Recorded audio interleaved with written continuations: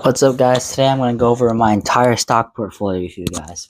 So here is my account right here on Blossom, and I currently have about $10,000 in this one portfolio. If you didn't know, this is my Roth IRA portfolio, and I do have two portfolios. One is my taxable, which I have regular ETF, which isn't as exciting. So a lot of these YouTubers aren't really transparent about what they hold, but here on Blossom, you can follow exactly what I hold. You can drop me a follow, links in the comments, but I'm just going to go and tell you, just so you guys know. So 17.5% Amazon. This is one of my largest holdings at about $2,000. So let's get into the chart here. So on Amazon the last week, we have made a good little 2%, and in the month we have made about 7%. So we're up in Amazon for total. For me, I'm probably up in like $300 in Amazon. In the year it isn't that great because but I did end up buying this dip right here because it did go down. You didn't know Amazon? Why is it my top holding? Well, of course, let's go over the business model is rock solid. So it's basically like you have all these customers because Amazon is actually the largest online retail store in the entire world. So, and especially anybody in the United States that wants a quality product with quick shipping and reliable service, they go to Amazon. They have almost zero competitors. The closest thing is like Temu, which is lower quality, so it's a totally different industry. And the other closest competitor is Walmart with their great online service and their great online shopping, but they're mostly a retail store, so they're competing with someone like Target. So they're totally out of the picture here. And also, my favorite thing about Amazon is that their business model is so spread out. They have AWS, Amazon Web Services, they have Amazon Fresh Stores, they have Amazon Prime, so they can compete with Netflix too. So they're getting all of this in this one company. And my favorite part about Amazon that no one really talks about is their robotics industry. They are making different robotics industries to help with the packaging and moving around stuff in boxes like that, so they can employ less workers. So that might be a good thing for the Amazon workers, but it is for us as the stockholders.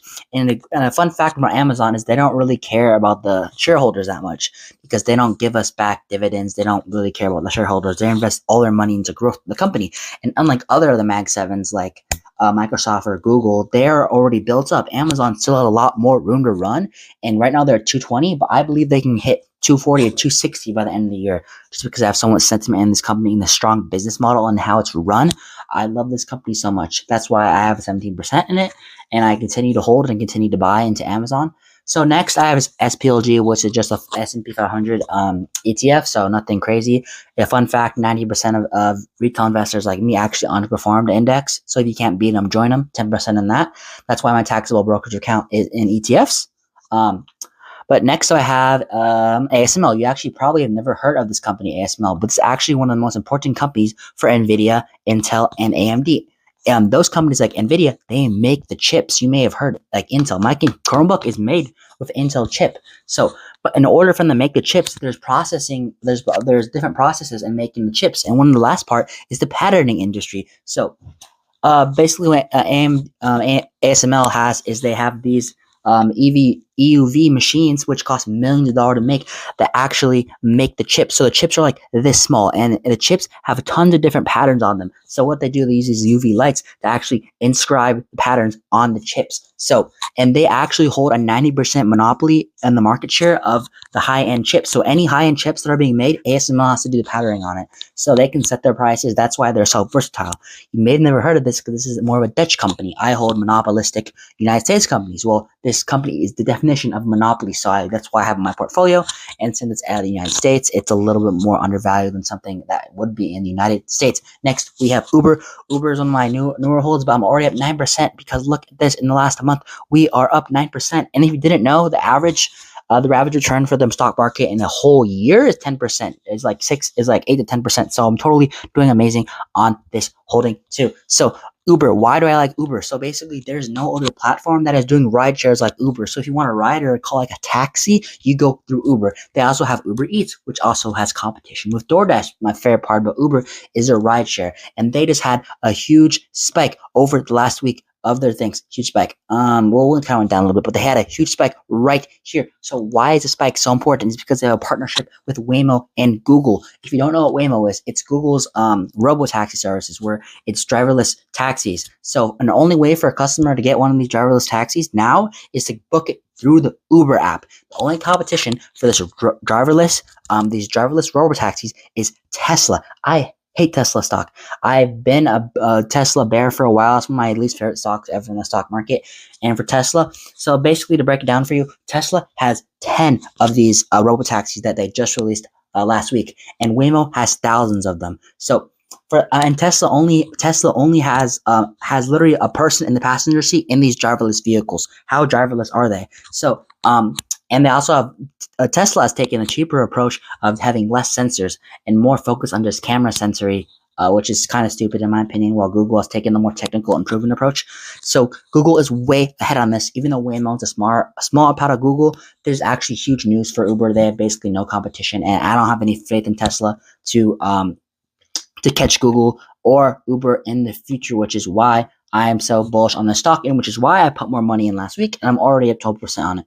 Already at 12%. Next, we have Meta. So Meta, if you didn't know, they own Instagram and they own Facebook and they own WhatsApp. So what is my bull case? What is my bull case? What is my case for Meta to go up, and why do I love this company so much? You see, in the month, we've actually outperformed 14% as well.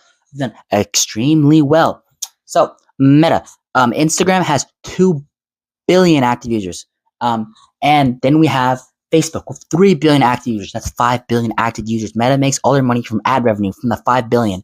But you know why this company is actually had a secret that came out last week, which I'm going to share with you guys that you might not have heard the news.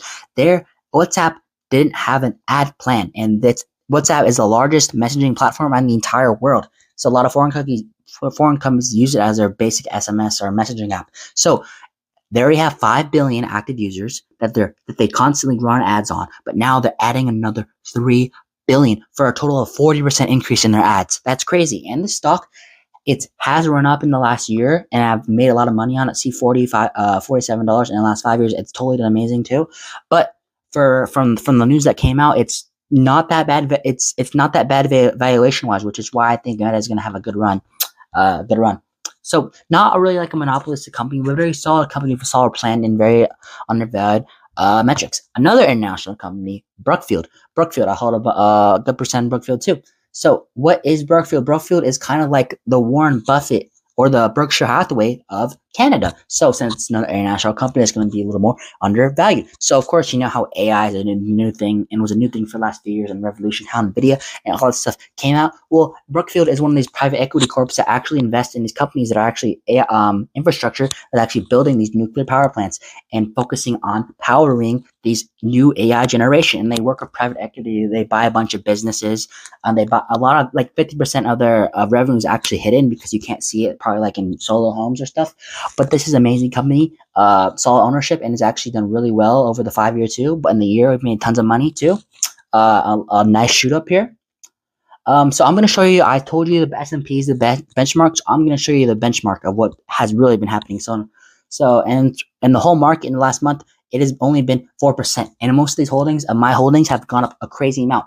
But they're not risky companies. These are large cap monopolistic companies. The only thing I'm doing is I'm taking out companies that I don't like Apple. I don't like Apple. I'm not investing in Tesla. Companies that would be at like a 5-10% holding in S&P. I'm just doing my own thing as a form of growth investing. So next, we have General Electric Aerospace. So Aerospace is one of my favorite. It has gone down a little bit in the last week here, but overall, this has been an amazing play in the last month. Not bad. And in the last year, totally outperformed the S&P 500. Why is this? Because they actually make the engines. They make the actual modeling for Boeing and stuff like that. Well, Boeing stock has done terrible. This has actually done amazing, because this is one of the main leaders and actually suppliers of the planes, and planes for military designs, regular aerospace designs, rocket ships. These are the guys that make that parts, and they have done amazing, which is why I hold this. Not crazy now. It's this high because of how well it's done, because I usually didn't have that. I usually did not have it that high, and I do have other aerospace companies, which I'll get into, smaller cap. S&P Global, this is basically, if you don't know what S&P Global is, it's a ratings business, which I'll get into in a second. But what it does, it's so the more debt that the United States has, which there's like $300 trillion of debt, the more debt the United States has, the more this company profits. So we profit off the debt that the average American has, which is honestly awesome. And ratings business, what is this main ratings business? What it does is it takes bonds and securities of like different companies that want to sell debt or want to take in money. So they rate it based on how safe they are. So, for example, a smaller company that wants to gather cash, they would have a way lower chance of paying it back. So what they do is they rate it, and so if you wanted to buy into debt of a small company, you would get a larger return than like a large company. Say Google Google didn't want to sell their shares, and they wanted some money. So what they do, they put out bonds for investors to buy into it, and the investors would get back 3 to 5, 6%, because they know they're going to get paid back. But Google gets the money back. Google gets money tax free, and they don't have to pay taxes on the earnings because it's not revenue. It's just like a loan, basically. What they're doing with that. And that's basically what they do. They rate stuff like that. So it's cheaper to go here than anybody else. MasterCard, I love monopolistic large cap companies, and MasterCard is a extremely good example of that. They've actually done decently well. More in the 5-year, they've actually done a little worse. In the 5 years, we've done amazing, but they've done worse. I actually bought a bunch of this company because we've actually been down. We actually lost a little bit of money here, because there had been some fears in the cryptocurrency markets and what we call stable coins. So basically, what MasterCard does is the whole business model. Everybody has a MasterCard. If you look at your credit card, debit card, it's either one MasterCard or two Visa. MasterCard's the largest. So most likely your credit card in your pocket, in your wallet, it's going to be a MasterCard. So basically what they do is every transaction you do, MasterCard gets like a 1 to 3% fee from the business. So what this concern was that cryptocurrencies are untraceable. So someone came out with this cryptocurrency, stablecoin, that doesn't change in value that you would use to pay. And the companies wouldn't have to pay this 1 to 3% fee to take these cards. So, and that's why MasterCard's business is such an amazing business, because they get this payment, they get this fee for every single payment in the entire whenever someone makes a payment, it goes straight to MasterCard, which is why there's such a reliable business and monopolistic business that nobody can jump into it, because nobody's going to rely on these these new credit card brands. That's why Visa, MasterCard are the only two you'll be seeing almost strictly Visa and MasterCard. And another thing, while I bought into the dip because I'm not concerned about the stable coins, because Visa and MasterCard both came out openly saying, oh, we're perfectly adapt to this. We're going to work with stable coins to try to figure something out, maybe a new card. Probably stablecoin companies want to come up with a new credit card. Maybe they will come up with these credit cards with like less rewards, but then maybe it would be cheaper for businesses to do or something like that, or maybe amazing rewards with crypto rewards, something like that. They'll try to figure it out right now, but they're under pressure for that. I bought more MasterCard, that's why it's ahead. Moody Co, it's the same exact thing as S&P Global. They're the two largest ones that compete with each other. Moody Co is a little bit more overvalued right now. It's gone up a little bit more, tiny bit. So basically the same company. Equifax, also a new ad coming in 2.1. So instead of my high holdings, I have everything mostly evened out here just to spread my risk around.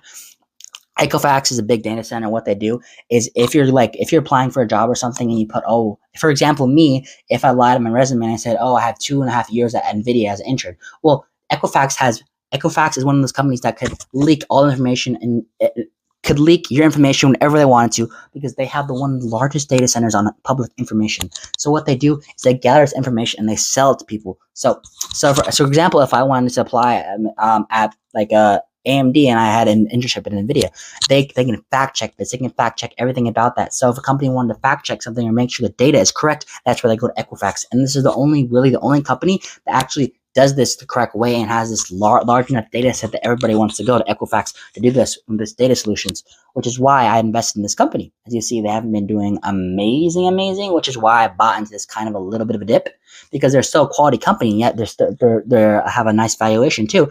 Obviously, these are financial companies, and a nice thing I like to say is financial companies are going to deal with their finances the best, because doesn't that make sense? So I have a lot of finance companies in here. Yeah. Next, Salesforce, probably one of my worst ones. I have made money off this, but it hasn't been a lot. Why? Because there has been a lot of bad sentiment of this company. As soon as it has popped off, as fast as it has popped off, it is as fast as it has gone down. What does it do? It works with like data solutions for companies that work with companies, big or large, small companies. Basically what it does, it provides like workforce solutions with its like agent force AI to help small and large businesses. So they work directly with businesses, like business solutions. So you have like MasterCard that works with we're strictly directly with consumers. You have S&P Global that works also with giant businesses to get their rating. And what Salesforce does, they do like workforce solutions, like in different companies like Dick's Sporting Goods or Target, whatever, if they're workforce. That's what they do. And this company is actually extremely undervalued right now, but their growth prospect, and there's been some debate about if they're using their AI in the right way possible, which I think they're going to essentially undervalue. That's why I've actually gone into it, and I've made decently 4%. My average cost is way lower than what it is right now. But there has been debate, so that's sketchy one. But I still hold it because I love the company. Next, let's go into Google. Everybody knows Google. Basically, there actually has been another company that actually has not done good in the last year, but I'm still up on barely, as you see, I'm barely up on Google. But why? This hasn't been basically done nothing in the last year. There's nothing. Why? Because basically this is when the new DeepSeek AI came out, the new Open AI came out, and basically what the problem with Google, as people are saying right now, is that there has been speculation. This is not real data yet, guys. This is what speculation. People think that AI, the new introduction of ChatGPT, there's been a data set, a study that shows that more people are actually using ChatGPT or like DeepSeek over regular Google search. But Google's numbers on its last earnings report has actually said that it's actually not the case. Google's resource has actually increased according to revenue, which is good. And also, if you use Google, like how to make a sandwich, let's just do that, how to make a sandwich. That's not bad. It's actually going to come with its own AI results. This is Gemini, and it was for a little bit the leading model when I just brought it out. So the reason I'm not worried about Google, because people like the links, they like the videos, and like the links, and like the website that they use when they use Google, because it's natural to them. And also you get this little AI overview, which is like your own ChatGPT or something like that. So you can ask it specific questions. So it's a 2-in-1 AI solutions, and you get all the websites you want, which is why I'm not worried with Google, because it gives you a 2-in-1. And the Gemini AI is actually really amazing too. So next, let's see. I actually didn't put that I should put that in the video, huh? Next, we're getting the very small percentages here. VFLO, it's just a free cash flow ETF. So it's not a company, it's ETF. So what free cash flow is, it compares the inflows versus outflows, which basically, if you don't know what that means, a company brings in a revenue of $1 million, but then they pay, but their total cost that year is $500,000 to actually pay the costs of services, electric bills, data storages, that stuff. So that means the free cash flow would be $5 million. Would be $500,000. And then it compares that to all different companies based on their actual size and their market cap, and it takes the companies with the highest free cash flow, which means they have low debt and high free cash flow. SPMO, that's just a momentum score. So you're probably not familiar with leverage ETFs. Well, leverage ETF basically means if the baseline goes up 2 times, it goes up 2 times, and if it goes down 2 times, it goes down 2 times. Which those aren't good because they usually cost really high expense ratios to hold. So SPML, what it does, it tracks companies by momentum scores, which means that if the market is generally going up, these go up more than the market. So it rides the momentum wave up, but also rides it down. So I use this like to buy the dip and ride the wave up. Since we have been going in a bull market for 2 years, bull market means it's gone up. So that's why it's gone really good for me. Booking Holdings, this is a generally good one. This is one of the largest platforms where you book vacations, hotels, resorts, stuff like that. It's a very good company. I've actually made good gains, 18% in last year. No, less than a year, probably not bad. 40% in the whole year. I'd gotten this one a little later, but from when I'm holding it, I've actually made a lot of money compared to the rest of the S&P 500. A very good stock I have there. I'm not going to click on the rest of these because there are smaller percentages here. So we are on Booking. Microsoft, next company. Microsoft is an amazing company. Everybody knows Microsoft, but basically here's a quick fact I'm going to give you that you probably didn't know. Microsoft, out of all the stocks in the entire stock market, and Microsoft has the most money in it by all individual investors and all investing firms. So that's why I'm holding 2.3, just because everybody has this money in Microsoft. That means I'm going to follow the trend. So not just because it's a hype stock, but it's because it's a solid stock and everybody has the same sentiment in it. Berkshire Hathaway, I hold a lot of Berkshire card, which I explained earlier, which is like the Warren Buffett of Canada. Well, this is the real Warren Buffett of the United States. Why do I have Brookfield over Berkshire Hathaway? It's because this one's the United States. It's gone up actually a decent amount in the last 5 years, a lot more than it probably should have in the private equity industry. A lot more than it should have, and that's why it's a tiny bit overvalued. And since Warren Buffett did end up retiring from this officially in this last year, it has gone down just a tiny bit, but it's the same company, so I did buy into that tiny bit of a dip. So next we have Bitcoin ETF. This has actually had me pretty much insane returns. I probably had about 40% on this. in the last year. Why? Probably about around here. It's because Bitcoin is actually the only safe cryptocurrency I would recommend new investors to get into, or any investor. The second largest cap, Ethereum, has actually tanked. So anything with a smaller cap than Bitcoin, I would recommend you definitely do not get into crypto trading if you're looking to actually have sustainable gains and actually do this the right way. So that's why I hold Bitcoin, because it's Bitcoin has actually been endorsed by a lot of companies and a lot of the governments in the world, the United States, a lot of Japan, a lot of the companies have endorsed Bitcoin itself, not actual cryptocurrencies, which is why it's done so well in the last year, because the government has used it as actual currency. JP Morgan Quality Factor ETF, what is that? It's similar to the free cash flow. It basically it screens for good companies, but this one's specific to balance sheets. What's a balance sheet? It shows the debt to equity ratio of a company and how much money it makes. So it takes companies with really low debt ratios and really high free cash flow and revenue ratios. Like, for example, Nvidia has one of the best free cash flow ratios I've seen at any company, and one of the lowest debts, which is why it's on its highest holding on that one at 2.5% in the JQual. Next, Intuit Tax. A lot of the companies I hold, you may think of boring companies, but these are companies that you cannot get around buying, and actually a lot of growth companies. For example, a company that you couldn't get around that's not a growth company is like Procter & Gamble and like Johnson & Johnson, like hospitals and consumer cycles, which is not what we want to be investing. We want growth, but still we want consistent growth. So that's where Intuit comes in. They have the new AI, and using all these companies are implementing new AI and different artificial intelligence designs in their companies with their tax. They work with tax with small companies, individual holders, and also big companies. So you can't get around using Intuit. Nobody can, which is why I use it, because it's a big monopoly over the tax industry. So next, Visa, same things. MasterCard, I'm holding some of it. I prefer MasterCard because MasterCard actually has more cards than Visa does. But why am I holding Visa? Because Visa was actually undervalued compared to MasterCard at one point. So MasterCard was selling at this price, X price, at like 32 PE, and Visa was like at 12. So since they're basically the same company, I put some money in Visa just because it's undervalued. This company, MSCI, is actually works in the same industry as S&P Global and Moody's. They're a ratings business. Like I said, Moody's and S&P Global has a monopoly over the top people.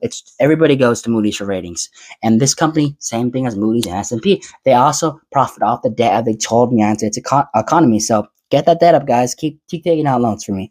But the thing is, they work with the smaller companies. They've actually gone. I'm going to go into this one because it's actually interesting. They actually gone not that well in the last 5 years, and actually are hovering at an even price, which is why I bought it, because they should have been up more. But the stock market doesn't always do what you want, so that's why I bought in this company recently, since it's so similar to the companies I love, and I bought into it. So I think I said this, but they work with the smaller companies. The smaller companies with the rating business that can't afford to actually go to Moody's or to S&P Global, or aren't as big. So that's why I have it in there. SGHG is a dividend ETF. Like, it has good old consistent companies, ones that probably are too outdated, like Cisco, but also other concurrent ones like Procter & Gamble, Johnson & Johnson, Zoom, those type of companies. Stable companies that have proven they've grown already, so not going to grow anymore, but they're paying back dividends as investors, showing that they have good fundamentals of the company, but they just aren't growing as much, which is why I tend to stay away if I was a new investor. This is a funny one. I did try to post about this a couple 9 months ago, as you see here, about nuclear energy. So basically, 9 months ago, what was happening in the market, everybody was raving about this new AI, NVIDIA, oh my AMD, this is going to go crazy, but it was already at a top. It was kind of like topping out. So I was like, I'm actually going to invest in nuclear energy. This is what powers AI. AI takes a lot of energy to use. ChatGPT wastes millions and millions of dollars. People just search. So it's a fun fact. ChatGPT spends millions and millions of dollars a year of you just saying thank you to the AI. So you just introducing yourself or saying thank you after your prompt. That's how much energy you're wasting. So they need extreme energy sources. That's where you get Constellation Energy, Vistra, CEG, and VST, which I hold individually. And my other, I did hold, but I just changed it to ETF since there's so many different nuclear energy stocks, which is why I hold this. And it's actually paid off in the last, actually gone up 45% in the last year compared to the S&P, like 20%. So I've just doubled my returns just by betting on nuclear energy. And I'm just holding it to hold it right now because they are kind of top high. I wouldn't buy into it anymore, but I'm not just going to sell it. So next, Netflix. Netflix is a kind of underdog here. I currently pirate my websites. I pirate my shows. But Amazon, the millennials, the elderly, the older middle-aged people, they continue to pay for Netflix. And it has paid off with a nice 100% return, 104 which is actually insane for a random company that like. But I saw the fundamentals. I looked in this company like, oh, this still has some real growth potential. I put my money inside of it and I let it grow. So, next, besides Netflix, we have gold. It's honestly funny with the gold because gold was not a good investment when I started. Look at these numbers. I made 39%. Look, in the last 5 years, it's done nothing. But as soon as I put my money in, boom, it just went straight up. It's like, Josh, thank you for investing in gold. We are gonna reward you with this nice little profits that are larger than the S&P 500. Historically, gold has not been that good of an investment, but I guess to me it is. The reason why I did gold, I put when I first started my portfolio, I put 15% in gold and Bitcoin because I was like a hedge outside of the actual stock market. So they move differently than the stock market, which turned out to be a good hedge. Next, we have SCHG. I have more of that in my non-taxable account. I just hold it in here just because I love the ETF so much. I wanted to hold some inside of my Roth, even though I do hold almost all single stocks. It's my favorite growth ETF. It's super cheap to hold, and I love it so much. Rocket Lab, another funny one. I don't usually buy small caps. My friend Anthony actually works with this company. He was like, you got to get in this stock. I was like, I got you, bro. 500%. 700 plus 500%, like 600% on this company. I had barely anything in it, probably like $50, but it has returned me amazing. Same thing with the second one. Anthony literally works in this industry. So I'm like, dude, if you're going to give me the insider tips, I'm going to take it. So, and I put a little money in there because even if somebody is going to give me a stock and I work with it, I'm not just going to take their word for it. Did my own research, put barely anything in there, and came out with a good 2x return, easy. The other one was like 7x, but 2x. 4x, I'm not complaining, dude. Money's money. I'll take your advice, Anthony. Next we do have Pawn, which is just it's just the largest cybersecurity stock. I was big in the cybersecurity. I was really, if you notice my portfolio, I did not have a lot of AI and semiconductor companies like Nvidia. I was not into that, so I was looking for other opportunities. So funny story. I was working at Dick's Sporting Goods when this big crash happened. So what happened? There actually was a big cybersecurity issue, data breach. So everything just stopped working. I was working at Dick's and everything just froze. We couldn't even open the store. So I was just there the whole day just recovering and cleaning stuff up. And their IT was trying to fix everything. So what was funny, a story about this, is it wasn't even their fault. One of their employees must have hit a nuclear launch button and leaked everything or corrupted it. And corrupted everything, which is why we were high sentiment on this company. CrowdStrike. So I bought this in and I actually got an 85% return on this, which is actually one of my better investments over the last year, which is amazing. Buy the dip into these quality companies is one of my favorite things to do. My favorite things to do.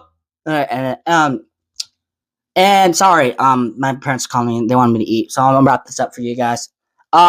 Next we have SoFi. Another funny thing, it's one of the best online banks. So there's either two ways you can go: NU Bank, which is Brazilian, and SoFi. So obviously you're gonna choose the American online bank. So what it returned for me? It's gonna be 134%. Again, these small cap companies, they look good on paper, but we're in a bull market, so of course most of the companies are gonna do good. So I'm not insanely good investor. I'm just doing my fundamental research, and my only companies actually return a net negative profit is AMD at negative 14%. Why did I get in this holding? It was because of the hype of the AI. I was really a Nvidia hater. So I don't want to get Nvidia, which I told you I bought into it. I bought into Nvidia later because of how stable its free cash flow has gotten into. But I decided to go for industry second leader in AMD, which is why I did buy into this, which turned out not to be an idea, which is why I should have stick to my own strategy of buying the stocks, these monopolistic companies on top of the market that prove over and over again why you should buy them. So thank you guys for watching. This is my portfolio, and if you want to look at it, or if you want to see my followers, everybody I follow has similar stocks to me, has very good sentiment, which is why I follow them. So join my followers. My link for Blossom is on the bottom. If you enjoyed this video, like and subscribe. I have my Instagram linked. I have my TikTok linked. And have a nice day, guys.